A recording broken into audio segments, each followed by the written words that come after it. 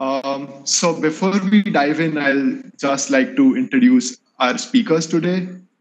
Ankur Gupta will be starting as an assistant professor in chemical and biological engineering department at the University of Colorado Boulder in spring 2021, where his lab Life, Laboratory of Interfaces, Flow and Electrokinetics, nice name Ankur, aims to uncover the full potential of interfacial science to address societally relevant problems of energy storage, oil recovery, amongst many others. Ankur is currently a postdoctoral research associate at the Princeton University, and prior to this, he completed his PhD in chemical engineering at MIT and a B.Tech in chemical engineering from IIT Delhi, where he was also awarded the prestigious Presidents of India Gold Medal. Pleased to have you with us today, Professor Gupta. Thanks, Arjav. Thanks for the introduction.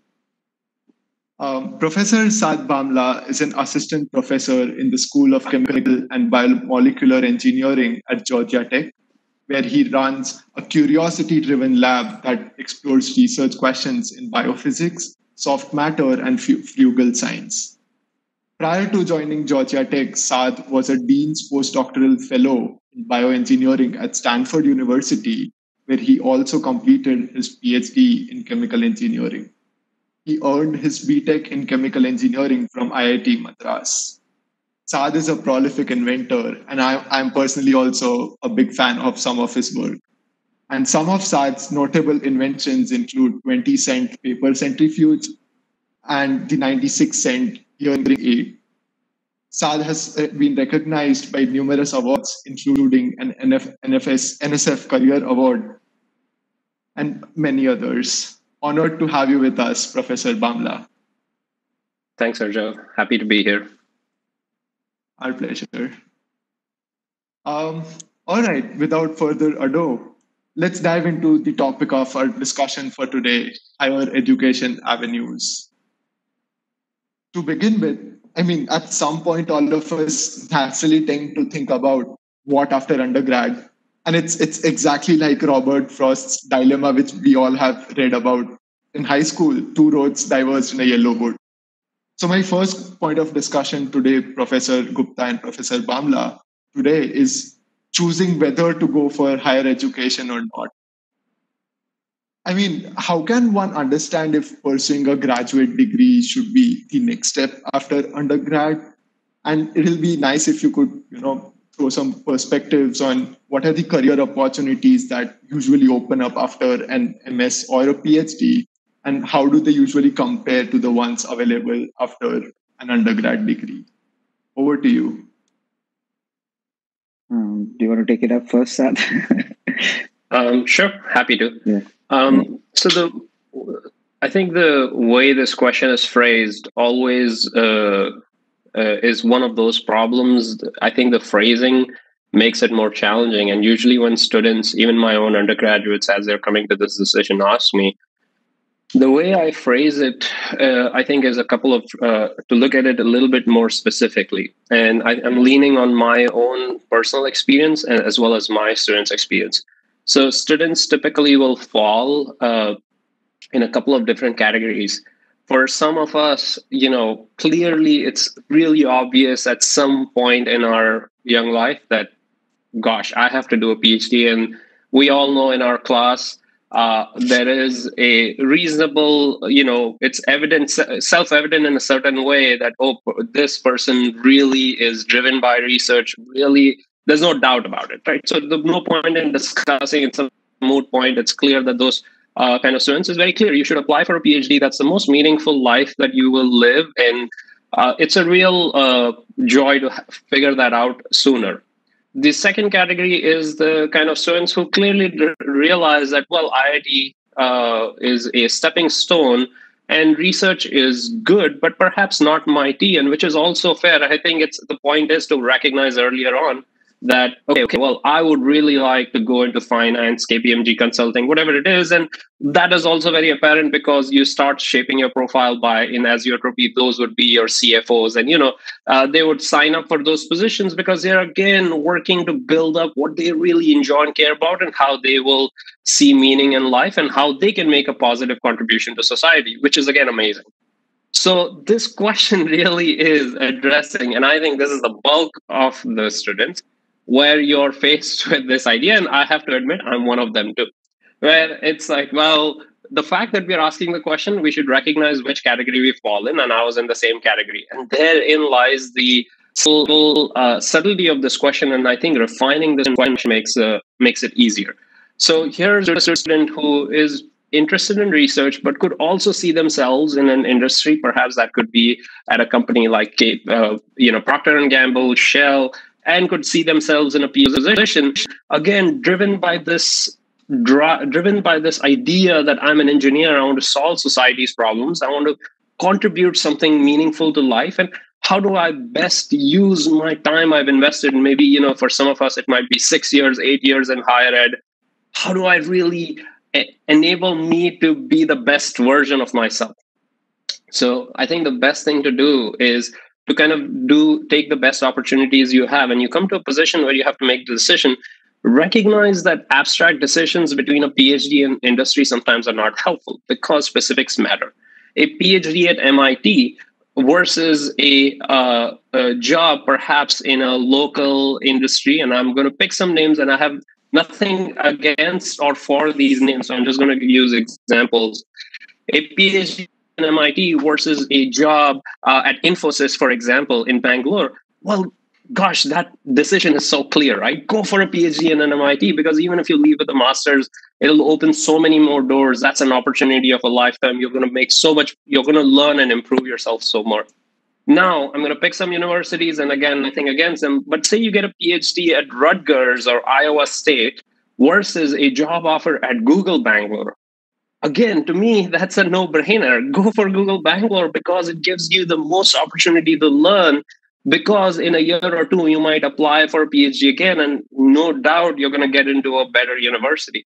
So the point I'm trying to make is adding specifics helps make the decision easier. And thinking about these decisions in abstract is kind of a fallacy you trap yourself in, which leads to stress, which is, again, not productive. So that's the way I would phrase, because any more than that, providing advice is kind of a pointless thing, because it's so specific to each individual and them at what part of their life journey they're in.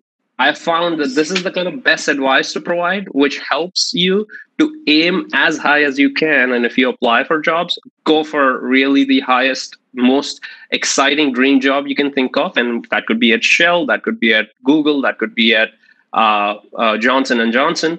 And if you apply for a PhD, apply for the best. And I think once you figure out what the universe or world thinks of where at this position you might be best for, I think making those specific decisions is easier. One last point, and I'll shut up, is that for me, the decision was Shell Bangalore or Shell Chennai had made me an offer. And I had my safe university, a PhD offer. So at that point, I was leaning towards Shell offer because I thought that would be a great way to spend 2 years. And I think those 2 years would be the most productive. Till at the last minute, I got an offer from PhD. And then I said, well, I owe it to myself to give myself a chance to prove myself and see, because it wasn't clear. I thought I wanted to do research, but I could see myself in solving some interesting problems at a company. So that's my way of thinking about what seems like a very intangible problem, but to make it a little bit more digestible. Yeah, I think I completely agree with Saad that, this is a very personal decision also. At the end of the day, it's not very easy to generalize, that there is some formula of choosing one over the other. One thing I would add is that if students are starting their undergrad or maybe are perhaps in the middle of their undergraduate education, they could seek out opportunities to clarify whether they even like research at all, So for instance, or whether they like industry at all. So if possible, they could seek out those opportunities. And in my personal case, I was lucky enough to get an internship of working with Topso, and I really enjoyed it. So it was a core chemical engineering company, and it was it was doing good science, and I really enjoyed it. But then I also had the opportunity of doing the thesis project during my undergrad days, and I enjoyed it even more. So for me, the decision was what I was enjoying more. So I think if you are early on in your in education and you're confused, as Saad said, at the end of the day, you will apply, and that will help you make the decision. But if you're even questioning whether you should apply to begin with, try to seek out, opportunities to see if you like that kind of, if you like to spend your time doing research projects, if you like to, think about, if you enjoy thinking about problems, open-ended problems and challenging problems. And then at the end of the day, it will essentially go down to the specifics as Saad said. Yeah. Sure, absolutely. I mean, those are great advices, and I absolutely agree with the point that it's not a good idea to Arjav, do you mind if I add one more point that I just realized? I think it's very critical for a small fraction. For first generation students who may not have any family members or cousins or anybody who's applied to PhD, sometimes the misconception is that when you apply to a PhD program, you have to pay. And they think that the decision is that industry would pay you. And oftentimes, and this happened to me, my dad said, "Oh gosh, how am I going to support your PhD at Stanford?" And I said, "No, you don't have to pay anything. They will actually pay me." And that was crazy to think. And he didn't believe me until I showed him the offer letter. And he said, "No, that can't be. How could you survive in the Bay Area?" So I think that's really, we think it's silly, but for a large number of students, and I'll emphasize, if you apply to a PhD program, funding is guaranteed. Your tuition is covered. Your family members, you do not have to take out a loan. In fact, you get a salary which is adequate for the city that you will live in, whether it's Boston or Colorado or Atlanta or Stanford. You will get sufficient amount of funding to have a happy life, may even get a used car or something, and can eat food which is beyond ramen. So I think that adds into the decision, and it's something that it's so silly but so critical. So anyways, I just wanted to add that. Sure, thanks for adding that. And I mean, you've already answered a part of what my next question was. So a lot of questions we received and usually, come across are about applying for MS versus applying for a PhD. I mean, it's understandable because PhD is sort of a long time commitment and you aren't very sure if you want to commit so much. Versus MS, it's shorter, but at times it's tricky because funding turns out to be an issue. So what would you have to add on these? Ankur, you take this one. We'll keep swapping. Yeah, I mean, I think it's a fair question, and I would say it really depends on, again, the person who's applying, right? So how confused you are also matters. So my advice is always to at least talk to people to get an idea of PhD. For instance, a lot of students think PhD is I think the concept of PhD is sometimes very restrictive. So we think you will be just doing one thing and you will not be able to explore a lot of other directions. But that is definitely not the case. PhD, of course, you will be learning one and you will be mastering one project and you'll be gaining expertise in one topic. But at the same time, you can actually explore quite a bit of diverse fields during a PhD. So for instance, if you're worried about that long-term commitment to one project, it's not that you really end up just doing one project. You end up doing a lot of other things too. So for instance, in my case, for a brief period of time, I toyed with this sort of idea of creating online lectures, which seemed very relevant in today's time. But at that time, I just experimented with it, and I was probably spending 50% of my time in that while making sure I'm not compromising my research, right? So that kind of experience you get in PhD. So a PhD is not necessarily a commitment only to one thing. Having said that, some students are still confused and they want to, not make this long-term commitment. For them, masters is okay. Funding, you can get funding for masters. Of course, it's a bit more tricky.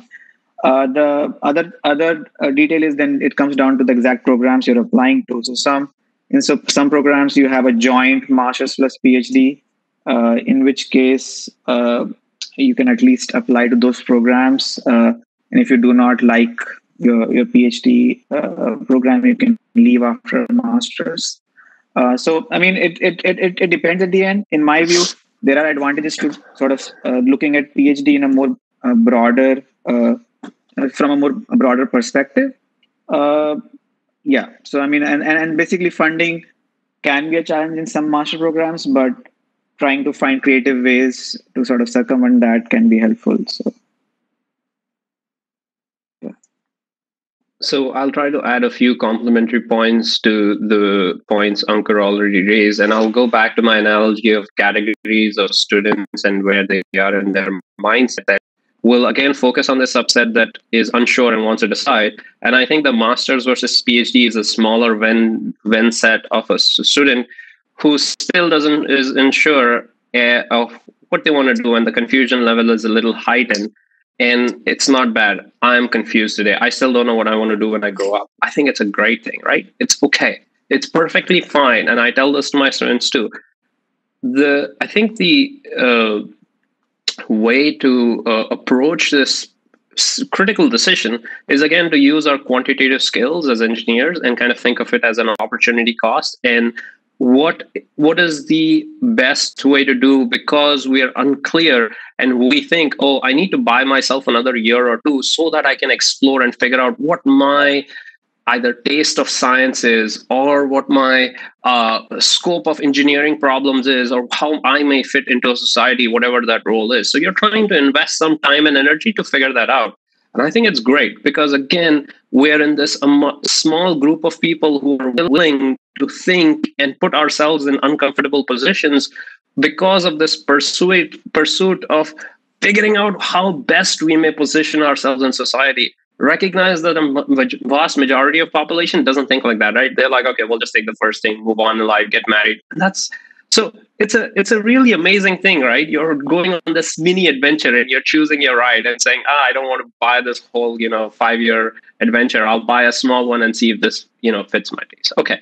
In this, again, same thing. You have to gauge now master's degree, assume that you won't have any funding because the value added as a faculty member over here, my grants fund PhD students. It's very difficult for me, and you have to put yourself in my shoes, recognize what value would it be to have a master's students for one semester. It's very, very hard. It's very unusual. That might be the case for majority of the faculty. So you might now fall into a small subset of students who would either have the financial resources to say, yes, I will go apply for a master's at Stanford or MIT because, let's face it, that's a ticket for me to be in an environment surrounded by really intellectually driven people who are thinking about crazy ideas. And that will provide me with the opportunity to think, oh, maybe I want to be an entrepreneur. Maybe I want to find something. And that's all fair game, right? Because you're investing resources. So you may find financial resources that allow you to get to a master's point at these programs, and recognize, I think sometimes as a student, we might confuse ourselves that we have to cater to the university, but also recognize that the university is a service providing industry for which you might be the customer. And sometimes thinking about it that way for a master's degree is helpful, because recognize that most universities run off the tuition of master's students. So Stanford, MIT, Georgia Tech, Berkeley create master's program because they would like students to come in because they get revenue, which means now you get to say, I would like to take a course in machine learning from the world's best researcher, or in biomedical engineering from so-and-so. And they will give you the flexibility. That's amazing, right? It's an opportunity that you can take advantage of, and you might use your own family resources, or you might say, I'm going to invest in a loan, take this gamble, and hope that I might learn something about cell biology that I didn't know. And maybe that leads me to a PhD, or that leads me to a startup company, or whatever it is. But again, think of all these as opportunity costs and what it would take. PhD, again, is a similar idea where if you're thinking about a PhD, I think there are two ways to think about it. I fall in the category of being a romantic in the broadest sense. For me, I go by this, oh, I really love science, I really have to do PhD, right? Because I want to just dive in, and I think it's an opportunity to grow and solve long, big problems. I think of science as a long marathon rather than a short race, and that's fine. Some might think of a PhD as, again, an opportunity to dip their toes, because, again, everybody is different. And I think recognize that if you sign into a PhD program, and there's a stigma associated that if I get into a PhD program, that's it, I am locked in for 5 years, and if I take a master's and leave, it's a negative thing because I failed. I don't think that's true. I think it's a self-imposed or a social idea. I don't think that's fair at all, because we know that the way the academic system is created, there's not enough faculty jobs for everybody to get a PhD. So I think it's unfair to tell the next generation of students that if you get a PhD, the vision should just be an academic or a professor. I think you should always be evaluating and realizing that it's okay. If tomorrow, say, for example, I quit my PhD, my faculty position, and went and started a company, or I don't know, became a house husband, that's not a failure. It's my personal choice. So I think we have to be comfortable with this idea that we can be flexible. You can get into a PhD program, decide it's not for you, shift to another university, get away with a master's, and say, you know what, I tried it. I still experienced something. So I think if you think about it a little bit more holistically, recognize there's no negative points against you for deciding. I won't even use the word quitting, but deciding that I would like to take, a master's right now, and I feel I'm going to use another opportunity to use my time. I think it's all fair game. And if you think about it that way, I think the commitment is easier. Because what do you know? Maybe you jump into a PhD program and you find the right fit of a mentor, a research problem, and you'll be like, oh, this is the best thing I found in my life. And that's the hope. Life is too short. There's no point in doing things that for the sake of it, because what society thinks or what you think you should do because somebody else thinks. I think we need to unravel ourselves from some of those ideas and always think about how do we become the best version of ourselves? How do we apply ourselves to interesting problems that we can solve? And those problems need not be Nobel Prize winning. This could be as whimsical or silly as possible, as long as you enjoy it. Nobody cares, right? And you should. So as long as you think about it in smaller steps, I think life becomes more enjoyable. And these PhD and MS, I think they're useful as titles, but we also have to recognize they're not the destination. The piece of paper you get at the end is a very anticlimactic, I have to tell you. I got my PhD paper, and you'll get your B.Tech degree, and you'll be like, I don't know what to do with this. It's the journey that matters. So always think about it in multiple layers and try to think about the process of it. And I think it helps reduce stress, and it'll help you become a little bit more courageous and allow you to make decisions that are good for you. Wow. I mean, those were some really great points. Thanks for that. And now, like you mentioned, that it's the journey that's what matters. And we all know that grad school can be tough. So can be. What was it? Ankur, somebody needs to let Arjav onto the secret. I mean, so what were some of the major challenges that you faced during your grad school days, and like how did you come to terms with those or sort of deal with them? Oh man, okay. Where do we begin? Okay, Arjav. So grad school is, I used to run, and Ankur, I'll take this because I recall now it's back to me, right? So Right. Yeah, please go ahead. Yeah. Grad school, I'll try to phrase it this way. It's been almost 10 to 15 years I've been in academia, and I'm trying to put all my cumulative experiences and also look at my colleagues who were at IIT, who graduated with me and went to do all these things. And I feel that as we progress in our own journeys, grad school offers you this kind of protected time and the reason I'm a faculty member is because I get to live in a bubble. And the bubble is this, where you get to play and intellectually and do things without having the pressure in a certain sense of expectations, right? I can still play. And I think grad school is this kind of nice luxury time where you can make mistakes and grow. And to think of it as just academic or intellectual development, I think you're missing 50% of it. I think the other 50% is you personally grow. I don't know the person who entered undergraduate, entered first year, and the person who left. They're two distinct individuals who've grown, because you might have gone in a single person, come out in a relationship, and you develop a lot. The best way, I think, for some of the students who are listening to this, imagine now perhaps you might be a junior or a fourth year. Put yourselves in your shoes and remember the first day you came onto campus and were buying a mattress and then trying to set yourself in the dorm. And can you imagine if you could have predicted where you are now, 3 years in, 4 years in, and now with 2020 with the pandemic? Oh gosh, nobody can imagine anything anymore, right? That seems like decades ago. But the point is that it's a very nonlinear path. And even just during undergraduate 3 to 4 years, the person who graduates out of high school and gets to IIT and the person who graduates from that is a different you. Just apply that perhaps an order of magnitude more in a PhD, because you're going to be surrounded in a different culture if you go outside the US for your PhD, which I'm guessing is this audience. So I think if you think about it that way, I'll offer a couple of vignettes of my example, and I'll again lean on a couple of my students.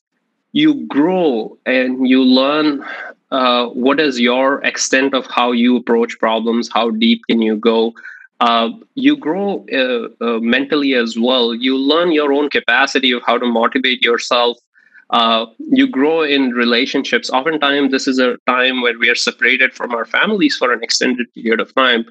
And it's not discussed as much, but it is stressful. It's in the psychology of growing, this is where you become a young adult, right? This is the phase where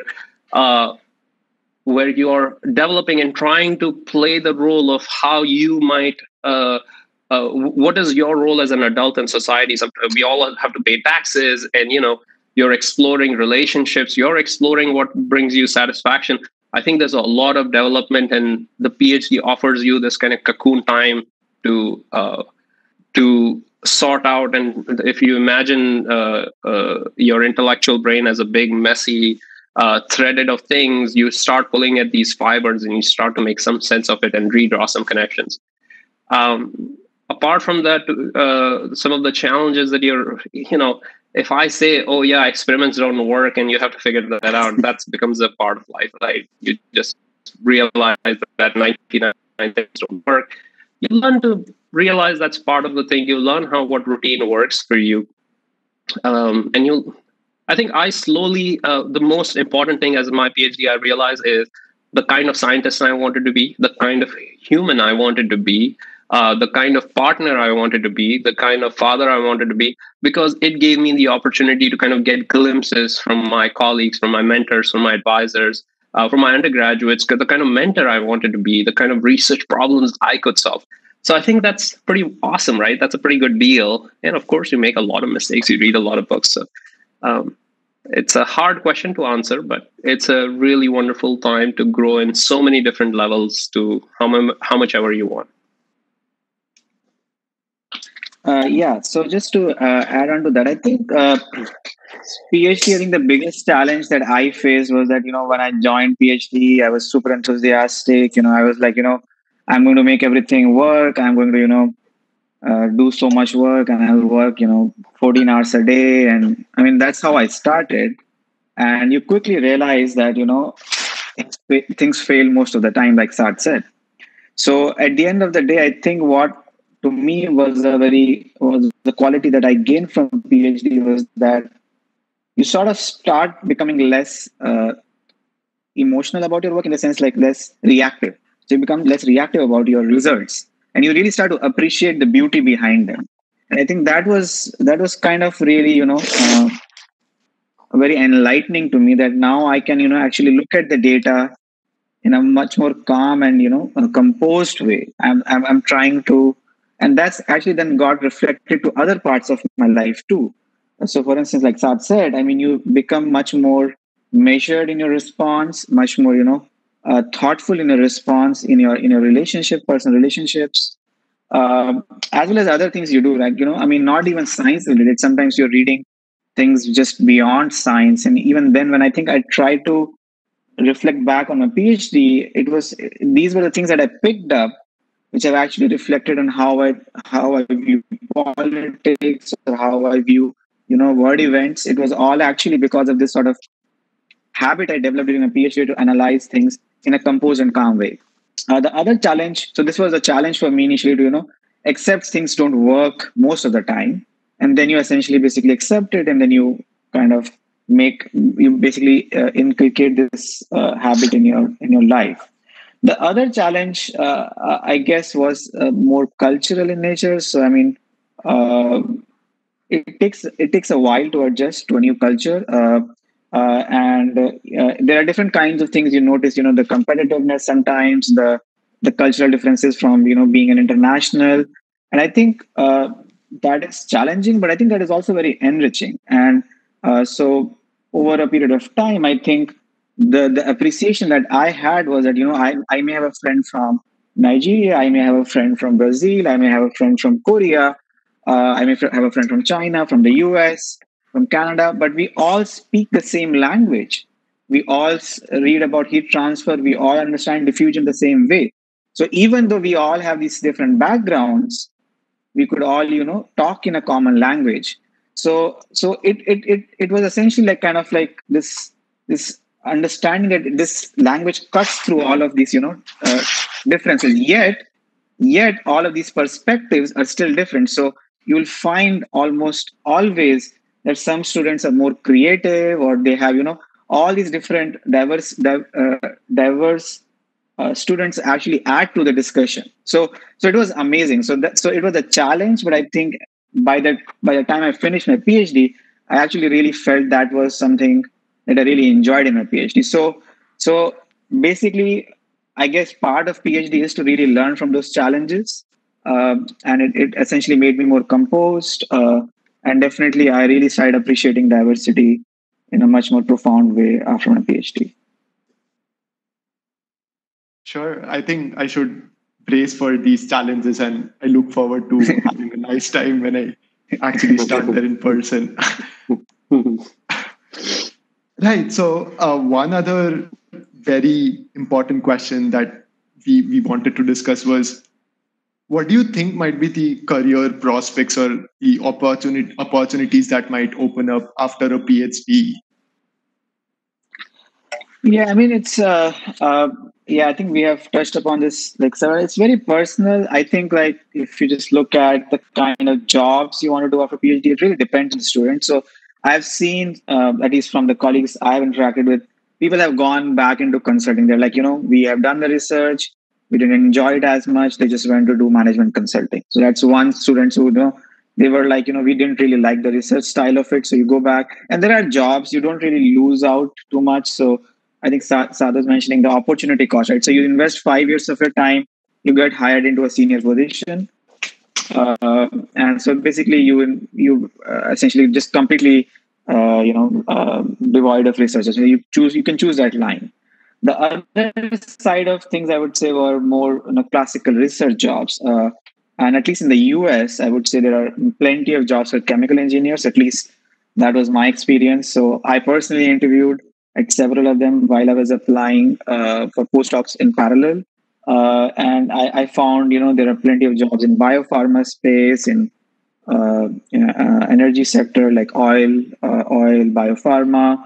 And then nowadays, you also see a lot of chemical engineers contributing to data science kind of fields. And then designing. I mean, I think Saad can probably speak a lot more to that. Design, you can be hired as a designer in big companies. So that's the typical becoming an employer. And then there's, of course, academics is the other route you can take. And I also saw a fair bit of interest in starting your own companies. And of course, there are more challenges for internationals to do that. But at least from my group, PhD group, I know someone personally who started their company, and actually they're pretty happy with what they're doing. So I think as a chemical engineer, I found the options are plentiful. It really depends on what you want to do. The good thing is by the end of your PhD, you'll at least have some idea of whether you enjoy science or not. And if you don't really find, you don't find enjoy, if you don't enjoy it, you can choose the other options. Otherwise, you choose go into research in industry or academics, or even starting your own company. So I think there are plenty of options. Okay, so I think I'm going to try and answer this for different categories of people. I think there is one part of this question that is stemming not just from the students and us at that stage, but also from our parents. Because usually it's our parents like, oh my God, what are you going to do after your PhD, right? It's going to be 5 years. I remember distinctly, I was in my PhD program in my first year, and I remember WhatsApping with my aunt and telling her, when they told everybody I was in my first year. And then the second year, I said in my second year of PhD, I'm still doing my PhD. And they said, last year we spoke to you, you said you were doing your PhD. This year, did you fail? Because sometimes it's a complicated concept. So from their perspective, you can pull up numbers, right, as engineers, and you'll see chemical engineers really make a lot of money. And you don't have to look too far to realize chemical engineers, I think of us as really applied mathematicians, bringing quantitative skills and being agnostic to what problem. You'll go from, building pharmaceuticals to petroleum to solving grand challenges in human health to machine learning to computer science. Because that's why I think a majority of us chemical engineers, and am I talking to the right audience? Azeotropy is just a general thing, or is it just chemical engineering thing? It's more for chemical engineers, so it's a chemical engineering general symposium.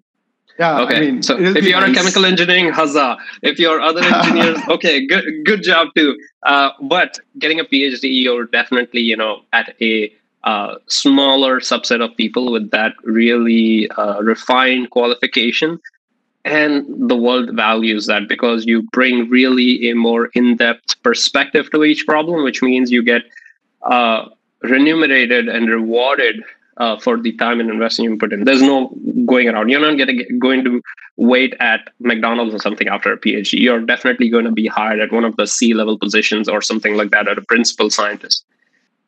I think the second part of that is also, this is something I alluded to, in 2020, we have to start recognizing that PhD is not just a pipeline to academia. So in there is a small part which is good to recognize, that there is this massive imposter syndrome that all of us deal with. I have imposter syndrome, right? I wake up every day and I'm sometimes shocked that I have this job that I do, and sometimes worried that somebody made a mistake and gave me this position because I don't feel qualified. And that's what imposter syndrome is. In a PhD, you start to learn, and because that everybody in the world also has it, it's not just related to academia, just magnified because we have slightly giant egos and we try to prove ourselves a little bit more. We try to learn that academia and applying PhD is a place which is safe and open to all. Anybody can do a PhD, right? And there are many different options.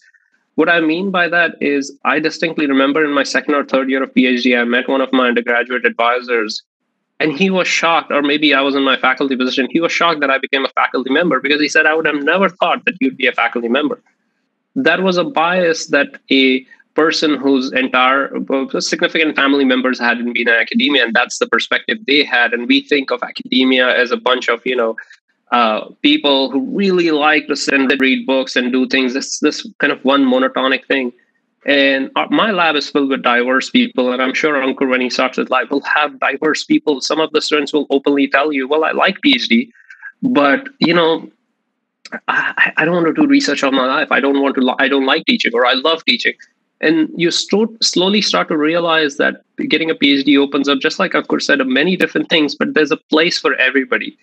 You might be a first generation student who with no family members in academia, and that's okay. You can still do a PhD and it will still allow you to become a more useful person in society and provide other things.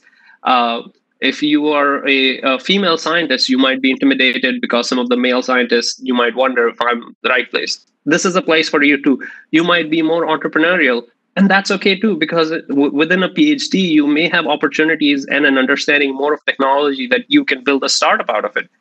So point is, or you may care about teaching and not at a research university, but at a community college. And you can do that. And it's actually amazing. It's so rewarding. Some of my colleagues after PhD, they go and teach and we collaborate still. And it's a joy to be able to, teach physics to freshmen at large classes and come up with. Can you still hear me? I felt like I saw a spinning wheel. Yes. Okay. Yes, you can. So just to reinforce, a PhD is for everybody. Point is, like Ankur says, you can go into many diverse things. 2020 means that you can do so many things. Just think of it as a small time where you can grow, learn skills. And if you love science and you fall in love with teaching, amazing. If not, there's so many different paths. And it's for everybody, is what I'm trying to say. You don't have to be the top 5 ranker to go do a PhD. Yeah. I mean, wonderful. Thanks for bringing up those very important points about diversity, implicit biases, and imposter syndromes. And now, before we move on to live questions from audience, I think there are a lot of students in the audience who are potential MS or PhD applicants. So now that you have successfully been through this complete journey from being an applicant not very long ago to the other side of the table, what would you want to convey the applicants about going through this process? I think the main advice I'll distill into, think of it as a dating, because I think that's more familiar to most of us. You've been on an app or a website where you date, and you quickly realize, whether you're male or female, you quickly realize there's a bombardment of like, hello, what's up, how you doing? And that's the version you want to avoid in academic applications, where you copy paste something and you send your CV and say, Professor, I just love your research, just take me, right? Because I think that diminishes and undermines the opportunity.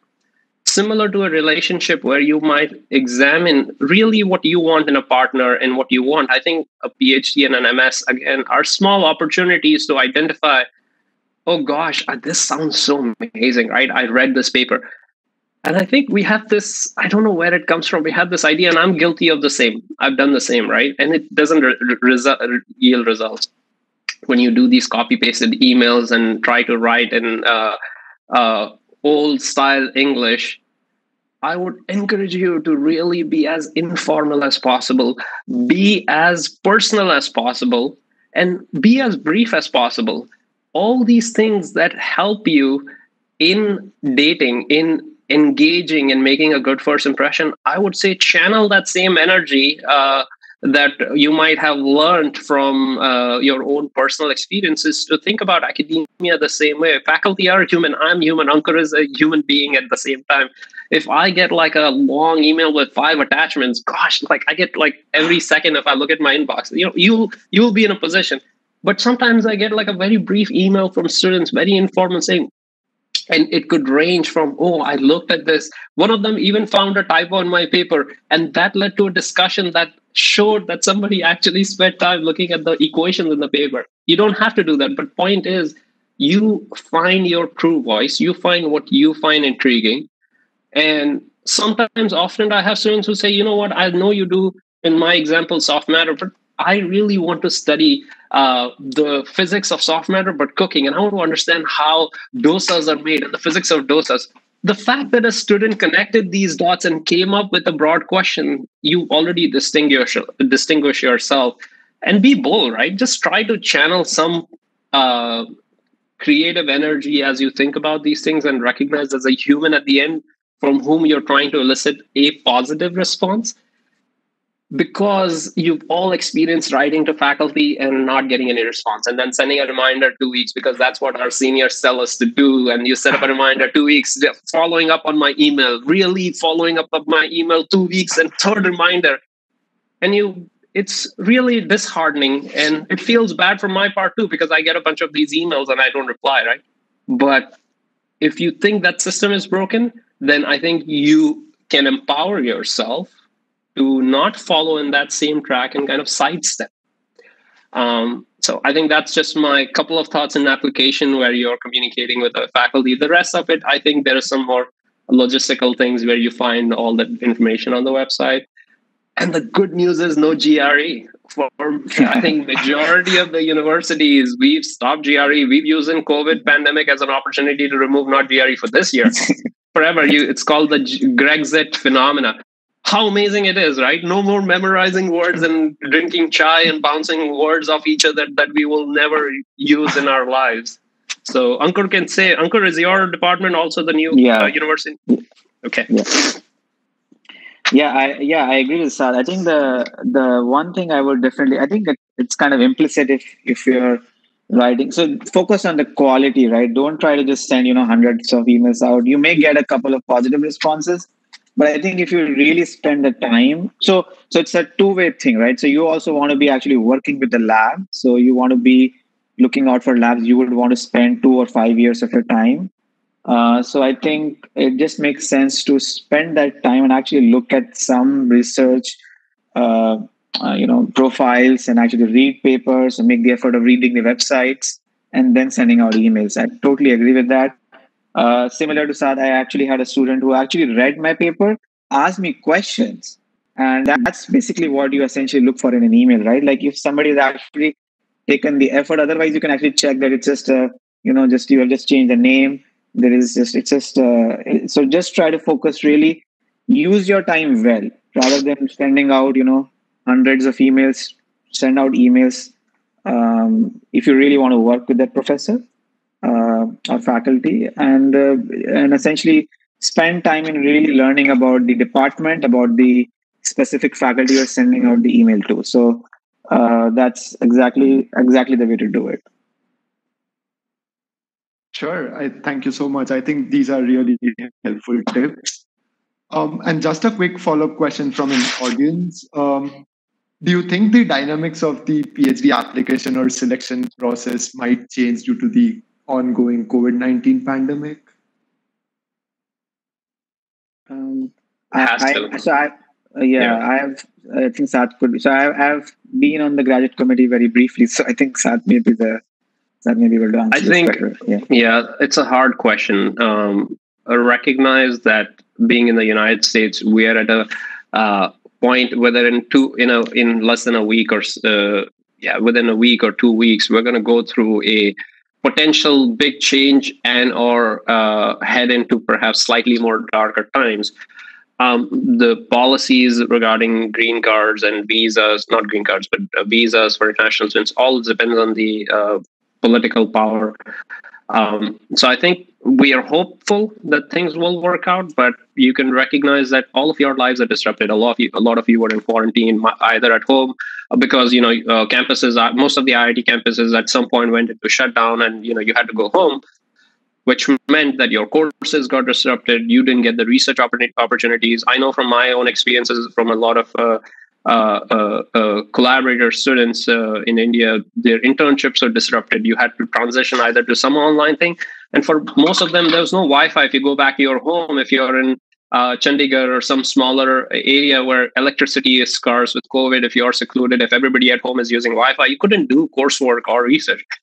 All of this, I think, is understandable, and everybody has faced that challenge this whole year. I think as a committee, we recognize that, right? There's a disruption in your life, and we obviously recognize it's going to be unfair, disproportionate to many people. There are two ways. We're obviously cognizant of that as we evaluate application.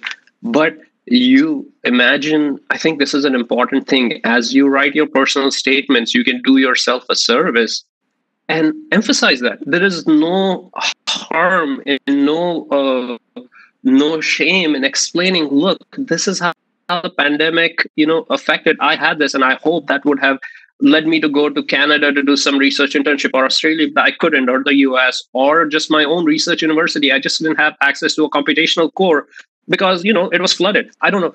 Emphasizing and explaining that we're all humans. And I think remembering that in your applications, sometimes you don't have to impress anybody. You just have to say, look, I tried my best. This is the best I did within the circumstances. I think that's good enough. And you can help yourself explain to the committee Always remember the committee is diverse as well. Some may not be able to imagine the kind of experiences you may have had. It's hard to imagine a student in a remote village because we go to IIT to get all these resources, but the pandemic tells you go back. I didn't even have network, as one of the students will say, not even barely WhatsApp. Well, if you explain that in your application, can you imagine how hard it must be for somebody to recognize how hard your life is and the fact that you even did some coursework and finished it?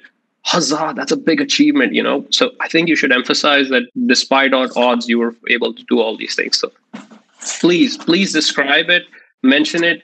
We're obviously, from an admissions point of view, are making sure that the committee is aware we are all in the same position. We have kids at home. We have lost power over here. We had a hurricane go through. We're all understanding, but you can do yourself a service and use that as an opportunity to explain. Sure. Thank you so much. I mean, it's really nice to see that empathy and understanding in these trying times. And I hope that this will really benefit the applicants as well. Following up on the applications, there is a huge misunderstanding, I think, among the undergraduate community that we at least need a publication to get into a top university, and also that the international reputation of our undergrad college might be a make or break criteria for our admission into that university. Do you mind throwing some light briefly on such things? Yeah, I mean, so again, I think let me just quickly share what my experience is and how I evaluate, applications. But maybe Saad has more experience, so definitely he may have more to add. So, in my view, I think that this whole concept of having a publication is definitely very flawed. So, understand that professors' publications is one of the outputs they produce. So they realize, that publications do not come easily. There are a lot of factors that go into publication, the kind of work you are doing, the project area you are working on. So it is not at all expected. So please do not try to force a publication unnecessarily. I know a lot of people, just want to have, we had 5 papers. No professor would, unless you were really, which is possible, but no professor is going to believe that you had the time to publish 5 first author papers in your undergrad, or even 1 for that matter. So my suggestion is invest time in the research, enjoy the research, and that generally gets reflected in your letter of recommendations, which at the end of the day, to me, is always very valuable when I'm evaluating a candidate. So do not try to get into this quantitative game of, trying to publish a paper just for the sake of it. In my view, that is not a criteria. At least in my little experience, I have never used that as a criteria to kind of differentiate, unless I see somebody has done something really stellar. And that is not necessarily always going to be in the form of a publication. So, sometimes faculty write in their letter of recommendations that, we are using this result towards a publication with this PhD student or with this postdoc. And that is, to me, much more valuable than, some randoms in the CV, some random publication. So I would definitely advise against that kind of thinking. The other question was about the sorry, what was the other question? So it was mainly focusing on the reputation of your undergraduate institution. So, I mean, it's a good question. I mean, there is definitely some, I wouldn't say it's completely bias free. So there is obviously some bias in there's so many applications which come. But having said that, at least from what I have done is I try to not, you have that bias affect my decision. I generally go through the applications very carefully. And 4 or 5 professors read each applications. At least that is what I experienced. Again, last year was the first time I did it. There is probably going to be some impact of that name, but I think generally, like universities here have a good understanding. Not all of them, a relatively good understanding that there are many colleges in India also besides IIT, which have really prolific students, and many of them come here, do really well. So it's not that I think it may have some minor impact, but I think if you are a strong candidate, please do not get discouraged to apply. There is again a human sitting at the end, and 4 or 5 people typically read the application and they evaluate it. So I do think if you have a strong application, it gets noticed, so that's been my experience. Yeah, Saad will definitely have more to say. Yeah. I think if you've gotten a paper, right, good, for really awesome, great job, because probably you put in a lot of work into it and committed yourself over multiple summers and semesters. And if you can get that, that's amazing, right? Clearly, there's no argument against that. And if you have really a stellar GPA, again, good job, right? Which means you slogged your butt off for so many semesters and really put in your due diligence. And clearly, there are a few key markers like those that really help make you stand out. And those are key signs that, okay, you might be good. That's kind of an easy way to quantify and distinguish on the evaluation side. What if you're not in those categories? And I personally fell in this. I was neither the top ranker, not in the top 6 or 7 rankings, did not have a publication, and wanted to explore. I think, and I have taken on the committee, we're always looking for some demonstration that you've identified some ability of yours that makes you unique in this world and allows you to be a good fit. And the PhD is going to be our PhD in our program is just going to allow you to blossom and contribute in a very meaningful way to whatever you want to do. And you found some hint of an original voice and are not scared to be true to yourself, right? And you can describe that in many different ways, because if you did experiments that didn't work out, there are many ways people I've seen make websites with portfolios explaining their projects. Well, that's equally good. Oftentimes, I will look at websites. If you've done simulations, they'll post their simulations on the website or contribute to GitHub or whatever it is. And you can look. The web makes it easy to demonstrate your contribution to whether it's open source projects or whatever it may be you've chosen, right? Recommendation letters are a great way we evaluate, because we can hear your voice, but it's not enough to just see what you say. We want to hear what somebody else says about you who's seen enough students. So that helps to develop and cultivate a relationship with your faculty members. And you have to distinguish and go a little bit over and beyond, because you get an email saying, oh, this person took my course and got an A. We know what that means, right? You're a good student, but really it's a lost opportunity to go a little bit over and beyond. I think the ultimate aim here is we want to see who you really are and not just get lost in one of the applications. And you can come up with as many creative ways to demonstrate that it's like, I got a low GPA, but listen why I got this and how I improved. And this was my case. I had a couple of low GPAs earlier on, but I improved them. And I use that as a narrative in my story to explain how I learned from my mistakes and what was the personal reason that happened. Everything has a reason. And if you can explain and demonstrate that this is a person who's continuously recognizing their mistakes and evaluating and evolving, I think that's really, there's no short answer. There's no one way. And I'll just say that, remember, as evaluators, we're in the same boat. I am, as a faculty, expected to have this pressure on me to publish as well. But some of my projects, don't work, or they're slow to publish. So I know the society judges me based on my publications, but seeing a little bit of shift, because maybe I have a patent, maybe I have a technology that's maybe not patented or published, but I can put it and share it with the community, which means I'm open to other people evaluating me based on my contributions beyond just a paper. So I will extend you the same. And I think academia is going towards that, to recognizing whether it's for tenure or PhD, to look at broader contributions to society. You may have taught at a local NGO. I think that's amazing and valuable if you can demonstrate that really made an impact. And oftentimes we think letters just need to be from a faculty member. But if you get a letter from somebody who you educated, high school students, I actually read a letter because this person was going to local Chennai high school and teaching over there and showing them, experiments with simple things. That's very meaningful. That's amazing, right? So everything counts. If you've shown some light onto your individual personality and how you view the world, hats off to you. You should aim for that. Yeah, fantastic. I think being genuine is very important. I think so. If you see what Saad was saying, was don't try to force anything. I think if you really enjoyed what you did, just be honest. Don't try to make up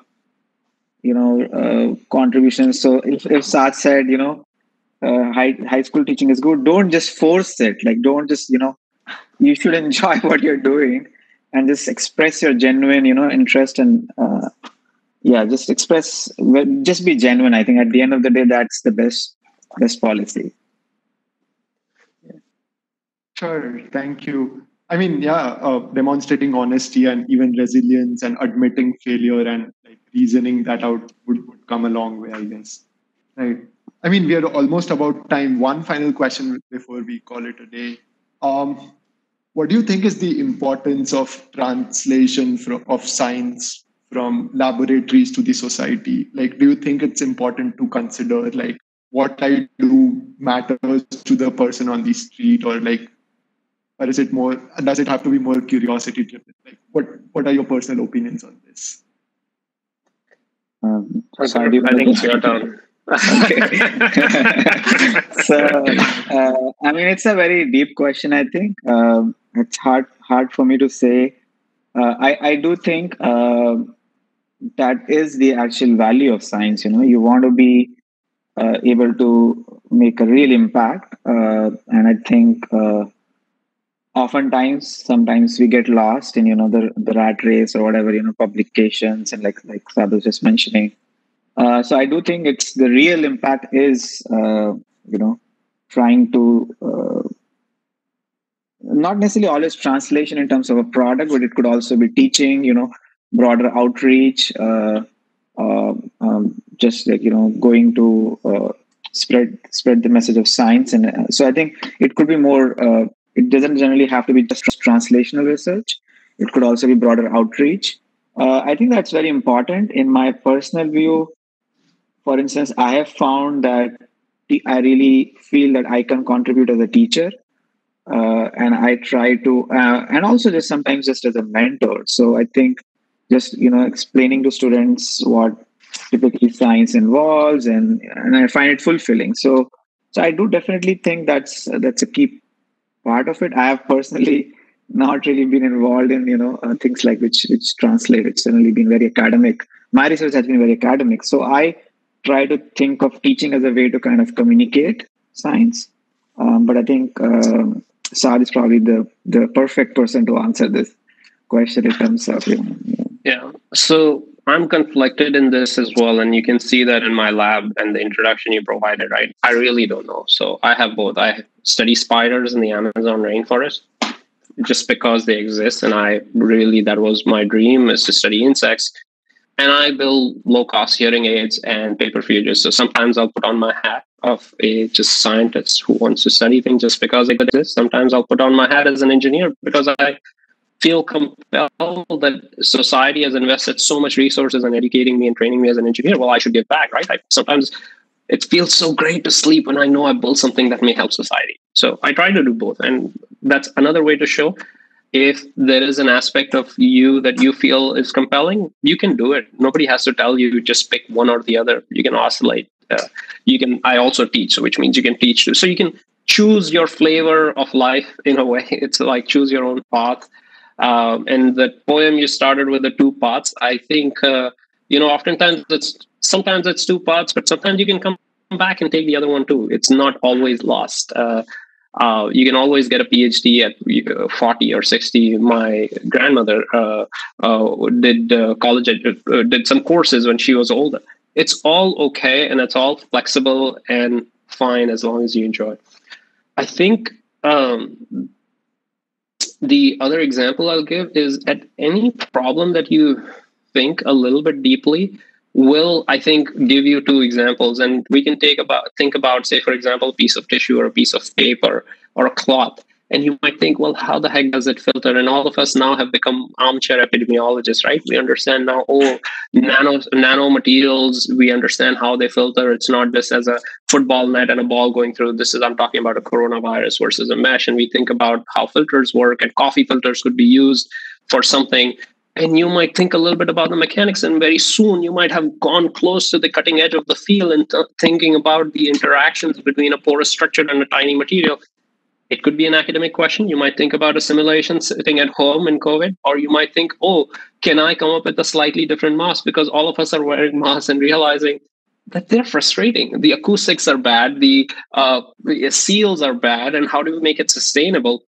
Even in a simple object, you'll start to realize that you can go right towards applications and start to say, could I make this a little bit better? Could I just put in a humidifier and see the flow around it? And you might talk about aerosols and fluid dynamics. You might think about the material and goes into material science. You might think about the nitty gritty, and you might go into colloids and surface science and really fundamental physics of interactions of matter, of living materials. And, there's so many different aspects, and you could just keep on and on. Every simple object around you kind of has this delight of some interesting nugget of science, and you can pick and choose to say.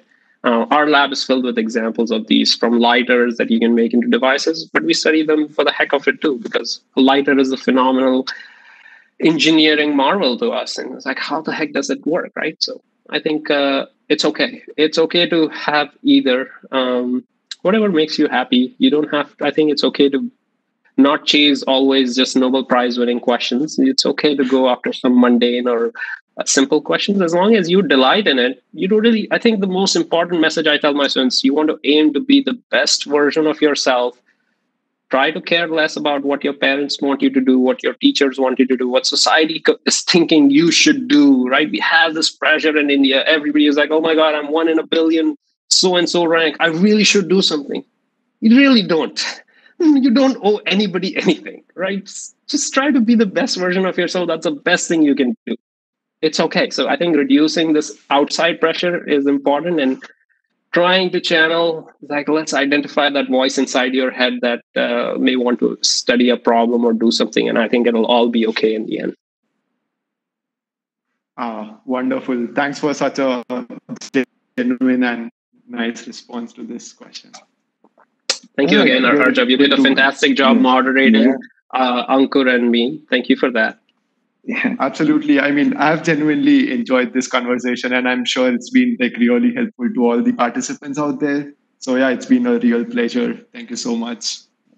Before I end, let me invite the overall coordinators of AZeotropy, Gitika Jain and Manan Kasana, for the concluding note.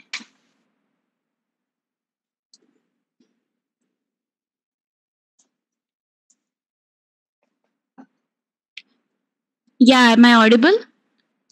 Yes, you are. So I would firstly like to thank Professor Saad and Professor Ankur for taking out their valuable time from such a hectic schedule and giving us such experiences and insights that they had. So it was a very informative session from all of us, and I really thank you on behalf of whole team AZeotropy. Also, I would like to thank Arjav for taking out time to moderate the event so well. So thank you, Arjav. Good job, Arjav. Thank you. And thanks so much both the professors for giving great insights to the audience.